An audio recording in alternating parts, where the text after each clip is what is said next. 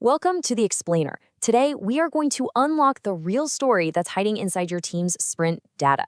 We're going to show you how to stop having those same old repetitive retrospectives and turn them into something that actually leads to real improvement.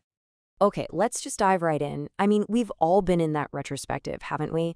The one where it feels like you're on a hamster wheel talking about the exact same problems, sprint after sprint. And the big takeaway is always just, let's try harder.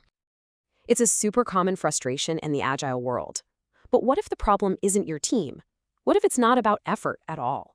What if the real issue is that your conversations are just running on empty, without the fuel of objective, solid data? This is the key.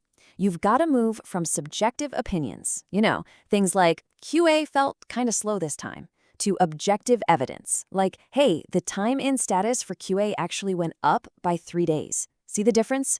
One's a feeling you can argue with. The other is a fact that kicks off a real conversation. And that's exactly what the automated sprint report in the Time and Status app for Jira is designed to do.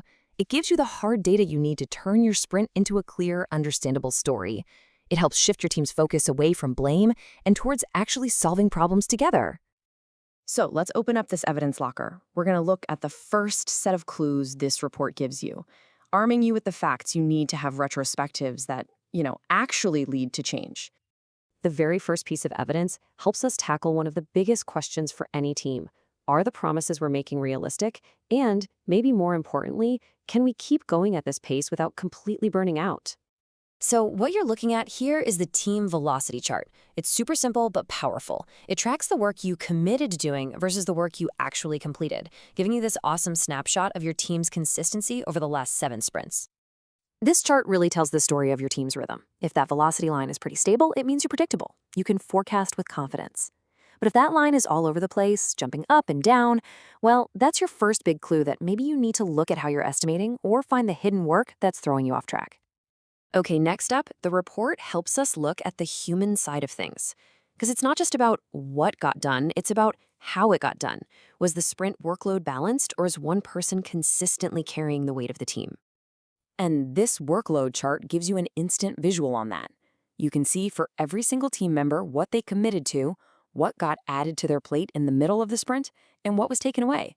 It paints a really clear picture of who is in the hot seat. And the power here is using this data to start a supportive conversation. It's not about calling someone out. It's about spotting those imbalances and potential burnout risks before they become a crisis.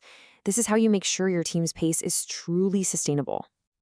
Now, let's dig into that gap between what we planned to do on day 1 and what we actually delivered at the end. Where did our commitment to ourselves and our stakeholders start to crack? The completion rate chart gives you this simple, really powerful breakdown. It shows you the exact percentage of your committed work that got completed, what was left unfinished, and how much stuff you had to just carry over to the next sprint. Think of this metric as a critical diagnostic tool. A consistently low completion rate isn't a sign that your team is failing, it's a symptom. It helps you ask the right questions, like, are we being way too optimistic in our planning meetings? Or are we getting constantly derailed by interruptions? And that leads us to maybe one of the most revealing questions you can ask. Once the sprint actually started, did our plan stay a plan? Or did it turn into total chaos?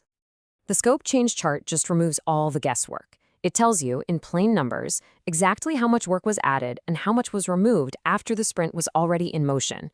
Again, this isn't about blaming anyone. It's about seeing the real impact that these changes have on your team's ability to deliver. All right, so now that we have our evidence, we can become detectives. In this next part, we're going to use these data points to connect the clues and solve 3 really common sprint mysteries. Check this out. This table is basically your coaching playbook. So for the mystery of the scope balloon, when the sprint just keeps growing, your evidence is a dipping completion rate and a big added slice on the scope change chart. Your move? Try creating a triage lane to handle that unplanned work. Then there's the rework loop, where stuff gets stuck in review forever. Your play is to strengthen your team's definition of done. And for the hero bottleneck, where one person is doing everything, your play is to create a review guild to share that knowledge and spread the load. See, every problem has a data signature and a concrete fix you can try. So, what does all this mean for your team culture? Because this isn't just about better reports, it's about building a better way to work together. It's about shifting that whole mindset from blame towards growth. I absolutely love this quote. It nails the philosophy perfectly. The whole point of these reports, and Agile itself, is to hold up a mirror to your system and your process, not to stick any single person under a magnifying glass. We're looking at the what, not blaming the who. And that's really the bottom line. The sprint report is not a scorecard for judging people's performance. It's a tool for building trust.